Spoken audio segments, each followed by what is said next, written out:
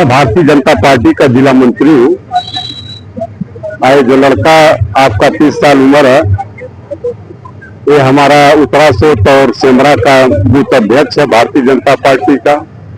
हमको सुबह सुबह सूचना मिली है कि इस लड़के के जॉन्डिस का ऑपरेशन हुआ है, अपेंडिक्स का।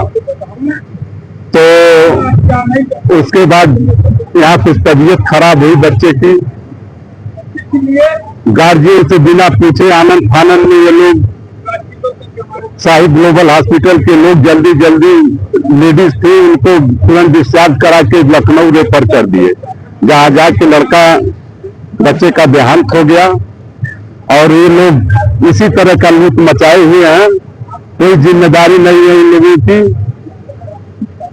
और हम चाहेंगे कि यहाँ उच्च अधिकारी आए और इस बच्चे के साथ न्याय हो और उनके तहरीर लिया जाए, डॉक्टर के खिलाफ मुकदमा हो।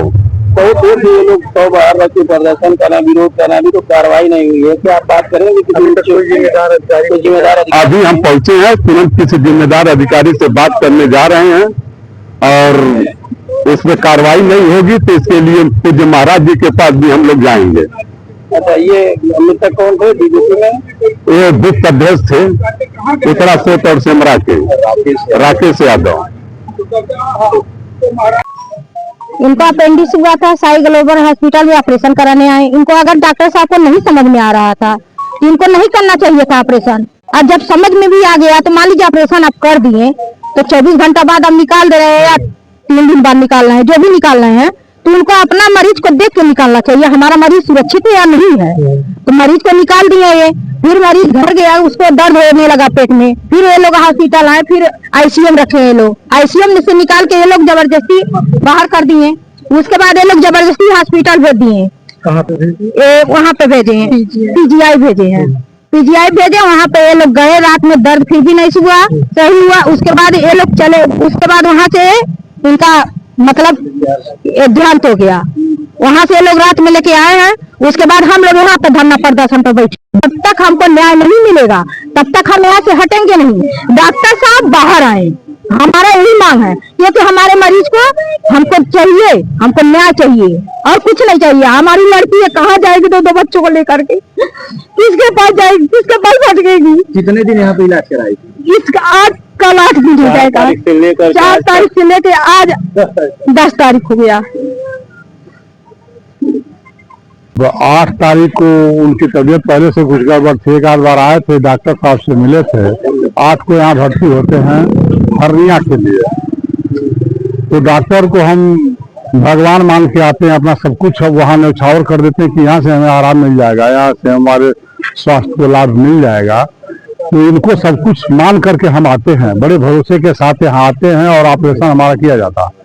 ऑपरेशन के दूसरे ही दिन, जबकि डॉक्टर को मालूम है, पूरे हॉस्पिटल को मालूम है, फाइल यहाँ जमा है, हार्ट पेशेंट वो पहले से है, उसके बाद दूसरे ही दिन इसको छोड़ दिया जाता है। जाने के बाद लगभग 3 बजे घर पहुंचता है और पुनः 2 ही 3 घंटे बाद तबीयत खराब हो जाती है। फिर लाया जाता है, भर्ती होते हैं और तब से कल तक कोई डॉक्टर इनको टेकअप नहीं करता है। जो अटेंडर रहे वही अपना दवा दारू करते रहे।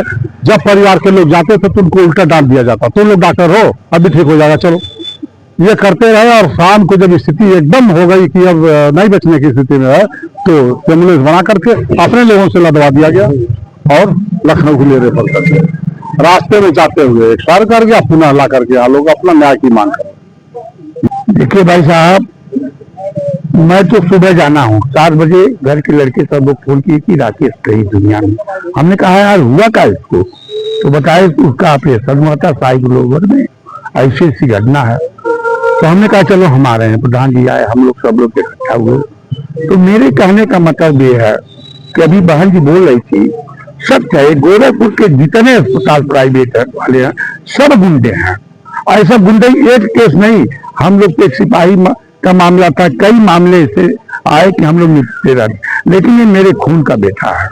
अन्याय नहीं मिलेगा तो मैं अभी जयंत चौधरी को फोन करूंगा और अपने मंत्री को बताऊंगा कि हमारे घर का बेटा मर गया और इस डॉक्टर को अभी मुकदमा लिखा जा और इस लड़के का पोस्टमार्टम हो, नहीं तो लड़ाई बड़ी आर पार की होगी, हम लोग पीछे नहीं हटेंगे। इसलिए महाराज जी हमारे गांव के इन सबको जानते हैं कितना लड़ाकू हम लोग हैं।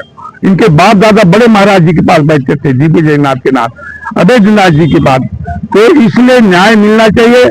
और नहीं जिसका बेटा मरेगा, जिसकी पत्नी बैठी उसका पति मर गया, वो कैसे जिंदा होंगे, हम लोग तो मानने नहीं जा रहे हैं। लेकिन न्याय डॉक्टर साहब को महाराज जी कहते हैं जो गलत करेगा उसका बुलडोजर चलवा देंगे, फांसी करवा देंगे। कहाँ उनका बुलडोजर है, कहाँ वो फांसी करवा रहे हैं। इसलिए हम लोग पीछे नहीं हटेंगे। अभी मैं डीएम साहब से कहा हूँ, कप्तान साहब क्या बताया कि वो पूछे लोग आप खुद आए हैं, तो मैंने खुद आया हूँ। तो ये लड़ाई हम लोग झगड़ा झंझट से नहीं करेंगे, शांतिपूर्वक मिले हैं। और कोई बड़ा अधिकारी आके हमको वो बतावे कि हम क्या करें, या तो हम लोग जितने लोग जुटे हैं जहर खा के मर जाए कि क्या करें। ये बड़े अधिकारी अगर मेरी बात विजय यादव के सुनते होंगे और जानते भी है तो आना पड़ेगा, लाश वैसी नहीं जाएगी। इनको क्या हुआ? ऑपरेशन किस हुआ था भाई साहब? अभी तो मैं अपनी विधानसभा क्षेत्र में जा रहा था, तो मेरा चाचा हमको चलना, हम कहीं कहाँ चलना, जाओ अपना गला में हरनिया का ऑपरेशन है, हम कहीं करा लो, फिर मिलना हमारे साथ।